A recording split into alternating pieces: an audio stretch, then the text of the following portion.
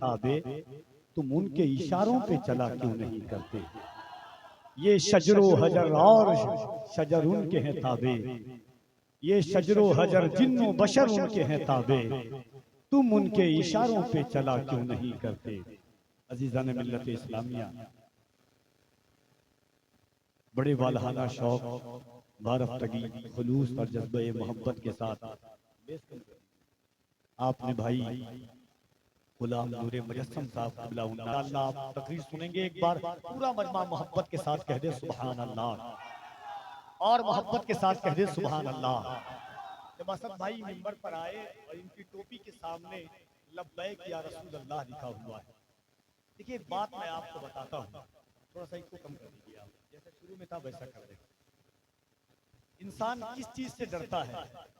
2 minute کی بات ہے جو میں سمجھتا ہوں کہ آج اپنی نسلوں کو درس کے طور پر یہ بات بتانی چاہیے، اور ہو سکے تو جس طرح حفاظت کے لیے اپنے بچوں کے گلے میں تعویذ دیتے ہیں، حضور کے صحابی کا یہ واقعہ تعویذ کے طور پر اس کے ذہن پر باندھ دینا چاہیے، تاکہ آنے والی نسلیں سوچیں آج دنیا ڈرتی سب سے زیادہ کس چیز سے ہے؟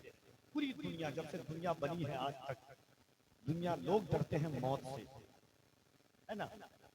لوگ اسپیڈ گاڑی نہیں چلانا چاہتے ہیں کہیں ایکسیڈنٹ نہ ہو جائے، حادثات کے شکار نہ ہو جائیں، کمزور کم پڑھے لکھے ڈاکٹر کو نہیں دکھانا چاہتے ہیں کہ کہیں غلط دوا دے دے، کہیں موت نہ آ جائے، دنیا ڈرتی موت سے ہے۔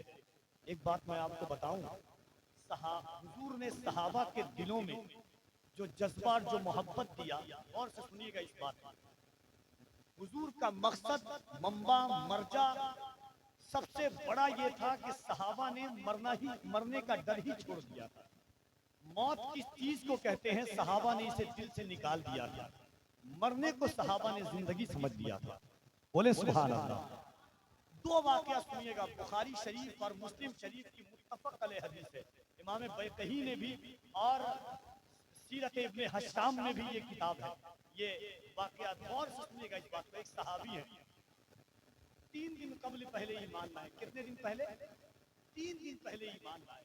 جیسے رسول کی، انبیاء کی کیٹیگری ہے نا، تلک الرسل فضلنا بعضهم علی بعض، اللہ نے بعض کو بعض پر فضیلت دی ہے، اسی طرح صحابہ کی بھی کیٹیگری ہے کہ صحابہ کا کیا مرتبہ، کوئی عشرہ مبشرہ میں ہے، کوئی قرون اولیٰ میں ہے، کوئی اولین میں ہے، کوئی آخرین میں ہے، تو صحابہ کی بھی ایک جماعت ہے۔ تو ایک جو 3 دن پہلے ایمان لائے، حضور گفتگو کر رہے تھے، وہ صحابی کھجور کھا رہے تھے۔ اسد بھائی نعت پڑھے، کوئی بات کرتا رہے، میں نعت پڑھوں، کوئی بات کرتا رہے، کتنی تکلیف ہوتی ہے کہ میں حضور کی بات بتا رہا ہوں اور حضور خطاب کر رہے ہیں صحابہ سے حالت جنگ میں، جنگ کے موقع پر حضور جہاد کی فضیلت بتا رہے ہیں اور ایک صحابی کھجور کھا رہے ہیں، کہ وہ تو جانے عالمین ہیں۔ جہاد بات کرتے کرتے حضور نے ایک بات رکھی، قرآن شریف کی ایک آیت پڑھی جس کا مفہوم یہ تھا اور خلاصہ یہ تھا کہ انسان، یعنی جو صحابی بیٹھے ہوئے، تمہارے اور جنت کے درمیان میں اتنا فاصلہ ہے کہ تلوار لگی گردن پر شہید ہوئے، جنت میں چلے گئے بغیر حساب۔ وہی صحابی جو کھجور کھا رہے تھے فوراً کان کو حضور کی طرف متوجہ کیا، کیا یا رسول اللہ، کیا فرمایا آپ نے؟ میرے اور جنت کے درمیان میں صرف اتنا فاصلہ ہے کہ میں شہید ہو جاؤں اور جنت میں چلا جاؤں؟ حضور نے فرمایا نام۔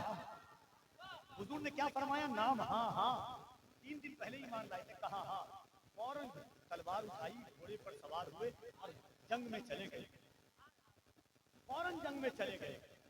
اور جیسے ہی ان کے ماہر تھے نہیں جنگ کے حربے سے، جو مجاہدوں کا تیور ہوتا انداز، گئے، ایک دو کیا ہوا، فوراً شہادت کی، تیر لگا، تلوار ہاتھ پر، تیر گردن پر لگا، حضور کی بارگاہ میں آئے، کہا یا رسول اللہ آخری وقت ہے، کیا میں جنتی ہو گیا؟ حضور نے فرمایا بلا ہاں، میں نے کہہ دیا ہے تو جنتی ہے تو جنتی ہے۔ مسکراتے ہوئے حضور کے نام پر جان دیں گے، مطلب موت کس چیز کا حضور نے ڈر ہی نکال دیا تھا۔ اچھا دنیا ایک چیز سے اور کرتی ہے کہ میرے پیچھے میری ذمہ داری ہے، بیوی کی ذمہ داری، بچے کی ذمہ داری، نسل کی ذمہ داری۔ ایک صحابی کا نام یاد کر لیجیے، ہاتھ جوڑ کے میں آپ سے کہہ رہا ہوں، جلسے کا مقصد، جلسے کا مدعا اور ہندوستان کے حالات۔ ایک بات سنیے گا، ہو سکے تو اپنے دوستوں کو بتائیے گا، ایک بات سنیے، صحابی کا نام حضرت حبیب ابن زید ہے۔ کیا نام ہے؟ حبیب ابن زید، یاد کیجیے گا، صحابی کا نام حضرت حبیب ابن زید ہے۔ مدارج النبوت میں اس حدیث کو علامہ یوسف بن اسماعیل نبہانی نے لکھا ہے، سنیے گا سنیے گا حضرت حبیب بن زید ان کی اولاد 11 اولاد تھی. کتنی اولاد؟ 11 اولاد. آپ سمجھ رہے ہیں 11 اولاد. جب مسیلمہ کذاب نے حضور کو خط لکھا، مسیلمہ نام تھا، کذاب اب تک نہیں تھا، اس لیے کذاب کب بنا. مسیلمہ نے حضور کو خط لکھا، یعنی اس نے نبوت کا اعلان کرنا چاہا. حضور نے اس سے اعلان جنگ کرنا چاہا. اس نے خط لکھا حضور کو. 2 شرط ہے محمد ابن عبداللہ، غور سے سنیے گا. 2 شرط ہے. کہا پہلی شرط یہ ہے کہ یا تو آپ یہ کہیں کہ آدھا عرب آپ کا ہے آدھا میرا ہے. پہلی شرط یہ تھی، تب جنگ نہیں ہوئی. آدھا عرب آپ کا آدھا میرا. دوسری شرط یہ تھی کہ آپ یہ لکھ کر کے دے دیں کہ آپ کے بعد میں نبی بنوں گا. تب جنگ نہیں ہوئی. جیسے حضور نے معاذ اللہ خط پڑھا، حضور نے خط لکھا انت کذاب انت کذاب. پورے خط کا مفہوم یہی تھا کہ کذاب ہے کذاب ہے کذاب ہے. یہ خط دکھایا حضور نے. مسیلمہ چھوٹا بادشاہ نہیں تھا. ایک بات آپ کو بتا دوں، مسیلمہ کے قبیلے کے اندر میں 72 قبیلے آتے ہیں. بڑا بادشاہ تھا، بہت بڑا بادشاہ تھا اس وقت کا. حضور نے کہا اپنے صحابی کو لے کر کے، غور سے سنیے گا اس بات کو جہاں تک میں پہنچانا چاہ رہا ہوں. حضور نے خط دکھایا، فرمایا یہ مسیلمہ کے پاس کون لے کر کے جائے گا؟ تمام صحابہ کے بیچ سے سب سے کمزور پتلے دبلے صحابی حضرت حبیب بن زید کھڑے ہوئے.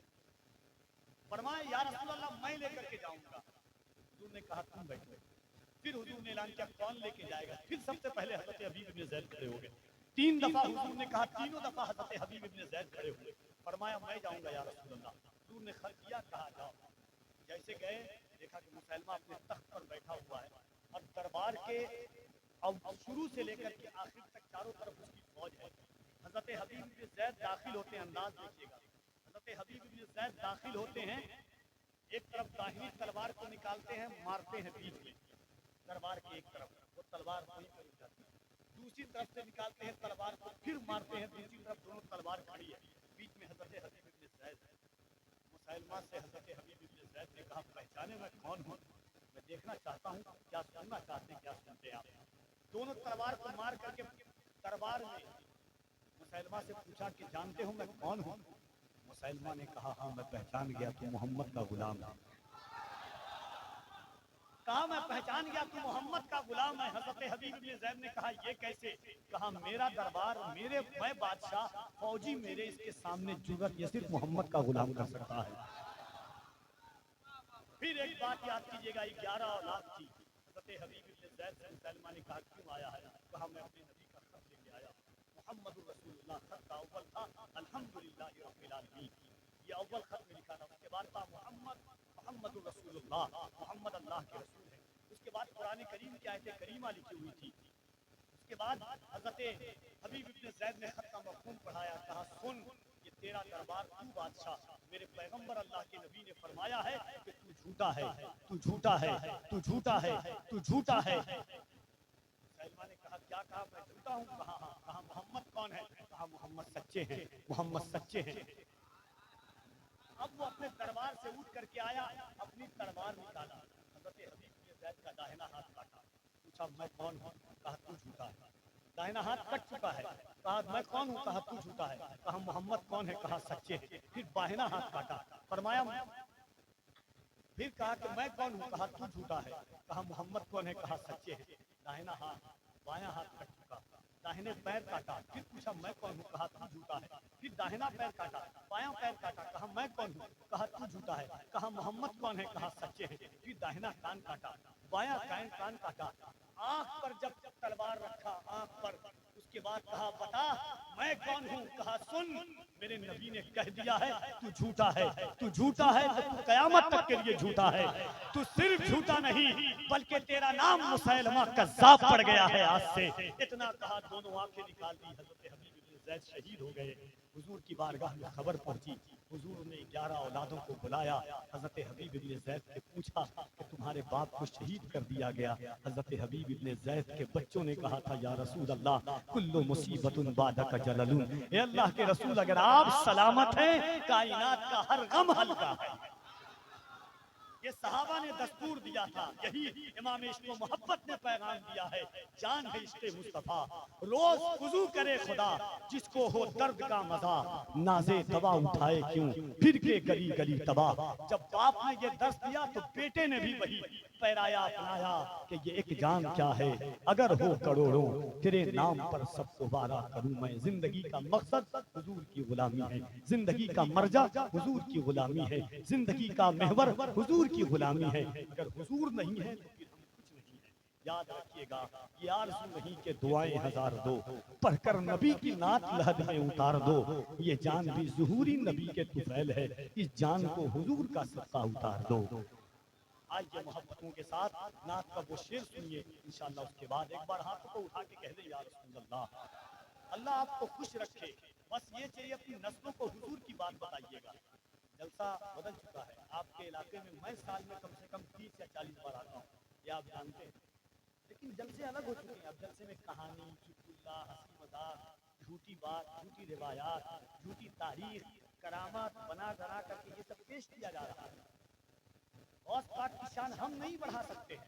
غوث پاک کے لیے اتنا کافی ہے کہ عہد طفلی میں ہے, بچپنے کے عالم میں ہے غوث پاک, مدرسہ میں زیر تعلیم ہے, کعبہ غوث پاک کے طواف کرتا ہے. اسی کو اعلیٰ حضرت نے کہا تھا کہ سارے اقطاب جہاں کرتے ہیں کعبے کا طواف, کعبہ کرتا ہے طواف در والا تیرا. غوث کی شان کو ہم اور آپ یہ دنیا جلسہ میں حضور کی بات سنیے, سلیکٹڈ لوگوں کو بلائیے, نعت سنیے, نعت کے انداز پر سنیے. یہ جلسے کا مقصد ہوگا, ورنہ لاکھوں خرچ ہو جاتے ہیں آپ کے. یہ بچے اتنی محبت کرتے ہیں, کیا فائدہ ہے جلسے کا؟ اگر حضور ہمارے دل میں نہ رہے تو فائدہ کیا ہے جلسے کا؟ آئیے محبت کے ساتھ ایک بار دونوں ہاتھوں کو اٹھائیں اور کہہ دیں یا رسول اللہ, اور محبت کے ساتھ کہہ دیں یا رسول اللہ. نعت کا شعر سنیے کہ جادوئی پرندوں کے بھی پر باندھے ہوئے ہیں. دیکھیے گا, جادوئی پرندوں کے بھی پر باندھے ہوئے ہیں, ہم سورہ والناس سے گھر باندھے ہوئے ہیں. دیکھیے وہی بات ہے جو حضور کی 1500 سال پہلے سیرت کی.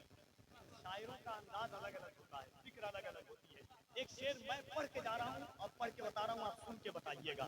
ایک شعر دیکھیے گا, غور سے سنیے گا کہ جادوئی پرندوں کے بھی پر باندھے ہوئے ہیں, ہم سورہ والناس سے گھر باندھے ہوئے ہیں.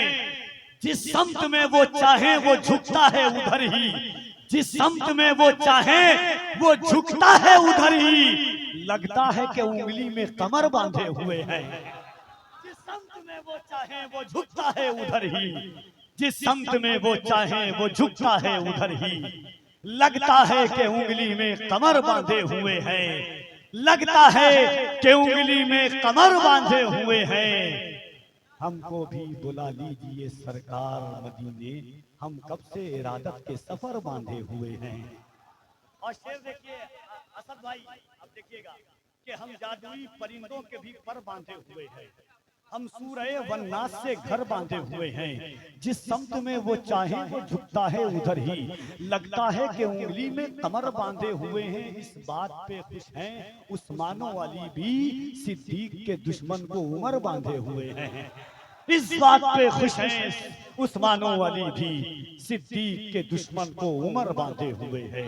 آئیے محبتوں کے ساتھ حضرت مولانا آفتاب عالم غیاثی صاحب اللہ تشریف لاتے ہیں. میں ان سے گزارش کے تشریف لائیں, اپنے حسن انداز خطابت کو اپنائیں, محبتوں کے ساتھ استقبال کر لیں. نعرہ تکبیر, نعرہ رسالت, جشن غوث اعظم, فیضان غوث اعظم, نعرہ تکبیر, نعرہ رسالت.